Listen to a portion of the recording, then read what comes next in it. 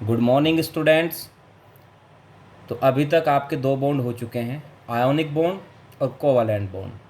आज होगा आपका तीसरा बॉन्ड जिसको हम कहते हैं कोऑर्डिनेट बॉन्ड।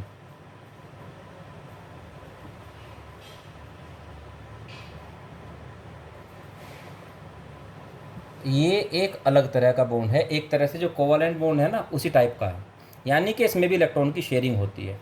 तो इस बॉन्ड को समझने के लिए आप एक एग्जाम्पल समझ लो, उस एग्जाम्पल से बॉन्ड समझ में आ जाएगा। जैसे एक एग्जाम्पल लेते हैं हम अमोनियम आयन का, NH4 पॉजिटिव का। NH4 पॉजिटिव जो आयन है उसमें नाइट्रोजन और हाइड्रोजन की बॉन्डिंग कैसे है। तो पहले जो NH4 आयन है वो बनता है NH3 से। अमोनियम आयन अमोनिया से बनता है। जब अमोनिया को H पॉजिटिव आयन मिलता है तब जाके बनता है NH4 positive ion, ammonium ion. For example जैसे NH3 की रिएक्शन करा देते हैं हम HCl के साथ। अगर अमोनिया गैस को पास कर देते हैं हाइड्रोक्लोरिक एसिड में, तो यहाँ से HCl का मतलब क्या है, H पॉजिटिव और प्लस Cl नेगेटिव। यहाँ से H पॉजिटिव NH3 के साथ बॉन्डिंग करके बना लेता है NH4। और NH4 कैसा बना भी है, NH4 हुआ पॉजिटिव आयन वाला, और पॉजिटिव को किसके साथ जुड़ना है, फिर नेगेटिव के साथ, Cl के साथ, तो बन जाता है अमोनियम क्लोराइड। अभी जो NH4 पॉजिटिव है इसमें एक बॉन्ड कोऑर्डिनेट बॉन्ड होता है। अब वो देखता है किस तरह से। सबसे पहले तो NH3 की स्ट्रक्चर बनाएंगे हम, उसके बाद समझेंगे कि NH4 कैसे बनता है। तो NH3 की स्ट्रक्चर में N और H के बीच जो बॉन्ड होते हैं कोवैलेंट होते हैं। ये इनके कॉन्फ़िगरेशन से आप समझ सकते हैं। N का एटॉमिक नंबर 7 होता है तो कॉन्फ़िगरेशन क्या होगा, 2 5। इधर H का क्या हो जाएगा, 1। मीन्स नाइट्रोजन को भी और हाइड्रोजन को भी, दोनों को ही इलेक्ट्रॉनों की ज़रूरत है। जब दोनों को इलेक्ट्रॉन की ज़रूरत हो तो कौन सी बॉन्डिंग होती है, फिर कोवैलेंट। नाइट्रोजन को 3 इलेक्ट्रॉन चाहिए अपना ऑक्टेट पूरा करने के लिए, और हाइड्रोजन को एक ही इलेक्ट्रॉन चाहिए, जिसकी आउटर शेल और पहली सेल एक ही चीज़ होती है, दो से ही कंप्लीट हो जाती है। तो नाइट्रोजन 3 हाइड्रोजन के साथ शेयर करेगा एक एक इलेक्ट्रॉन का। नाइट्रोजन की आउटर शेल में कितने इलेक्ट्रॉन है, 5, और एक एक इसको क्या करना है, शेयर करना है हाइड्रोजन के साथ। तो एक इलेक्ट्रॉन जो शेयर करने वाला है वो ऐसे दिखा देंगे एक एक करके, और बाकी 2 इलेक्ट्रॉन इसके ऐसे दिखा देते हैं, एक पेयर, जिसको हम बोलते हैं लोन पेयर, जो किसी के साथ बॉन्डिंग अभी नहीं करता। और प्लस एक इलेक्ट्रॉन हाइड्रोजन की आउटर शेल में है।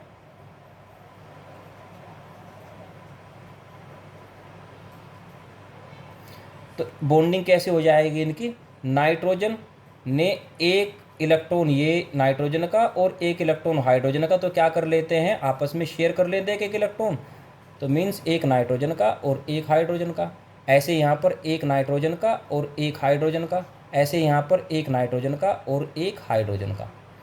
ये कौन सा बॉन्ड हुआ, कोवैलेंट। अच्छा, अभी 2 इलेक्ट्रॉन इसके पास बचे हुए हैं। तो नाइट्रोजन में कितने इलेक्ट्रॉन हो चुके हैं अब आउटर शेल में, 2 2 4 2 6 और 2 8, 8 कंप्लीट हो चुके हैं, और हाइड्रोजन के 2 2 2 पूरे हो चुके हैं। ये बना आपका अमोनिया का मॉलिक्यूल। और जब इसके पास पहुंचता है H पॉजिटिव आयन, तब इसकी स्ट्रक्चर किस तरह की होगी, इसको हम ऐसे भी रिप्रेजेंट करते हैं कि नाइट्रोजन हाइड्रोजन के साथ एक बॉन्ड हाइड्रोजन के साथ, एक बॉन्ड हाइड्रोजन के साथ, और अभी भी इसके पास लोन पेयर है। तो यहाँ मैं दिखा देता हूँ कि नाइट्रोजन के साथ कोवैलेंट बॉन्ड के साथ एक हाइड्रोजन यहाँ जुड़ा है, एक यहाँ जुड़ा है, और अभी भी इसके पास क्या है, लोन पेयर है। प्लस इसके पास कौन पहुँचता है, H पॉजिटिव। H पॉजिटिव का मतलब है कि हाइड्रोजन की आउटर शेल में एक इलेक्ट्रॉन था और वो भी लॉस कर चुका है, तब क्या बना है, हाइड्रोजन आयन।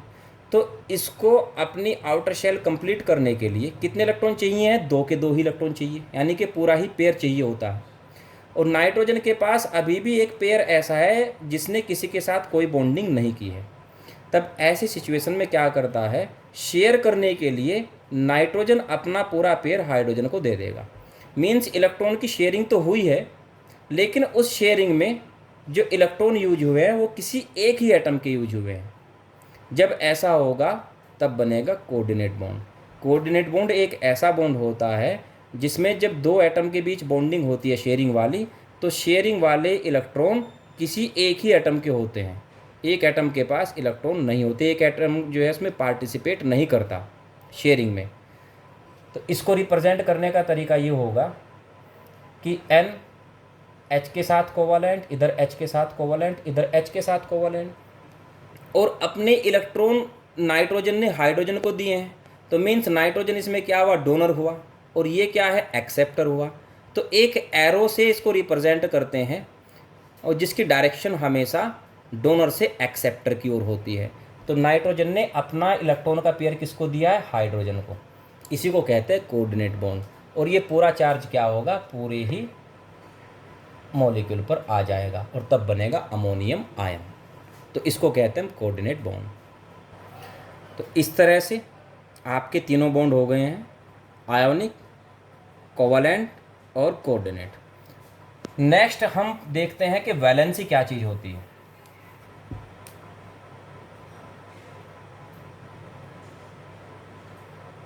वैलेंसी का मतलब होता है कि एक एटम की दूसरे एटम के साथ बॉन्डिंग होने की कैपेसिटी क्या है।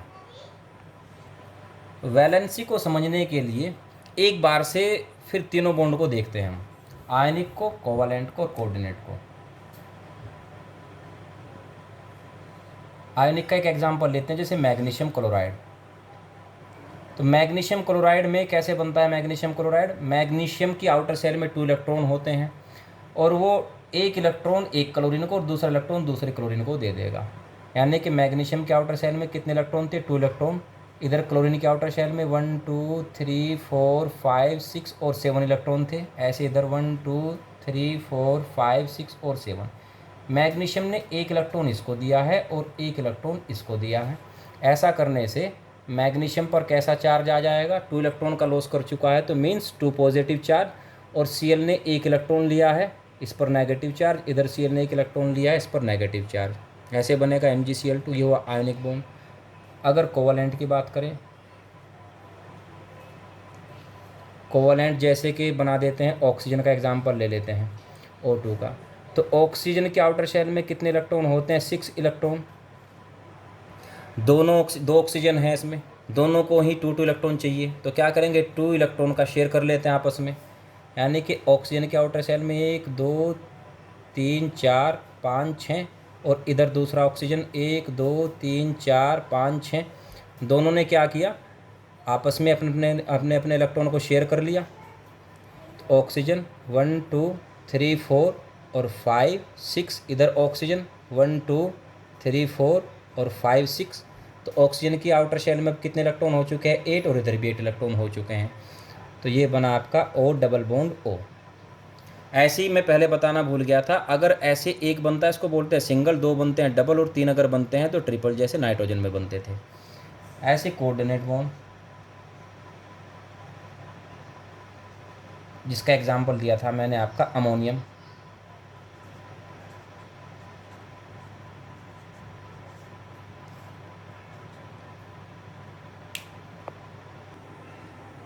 हालांकि कोऑर्डिनेट की जरूरत नहीं पड़ेगी वैलेंसी में, 2 से 1 हो जाएगा आपका।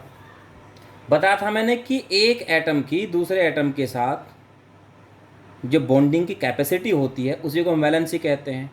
तो इधर मैग्नीशियम ने, अगर हम बात करते हैं इलेक्ट्रोवैलेंसी की, मैग्नीशियम ने कितने इलेक्ट्रॉन का लॉस किया, 2 का।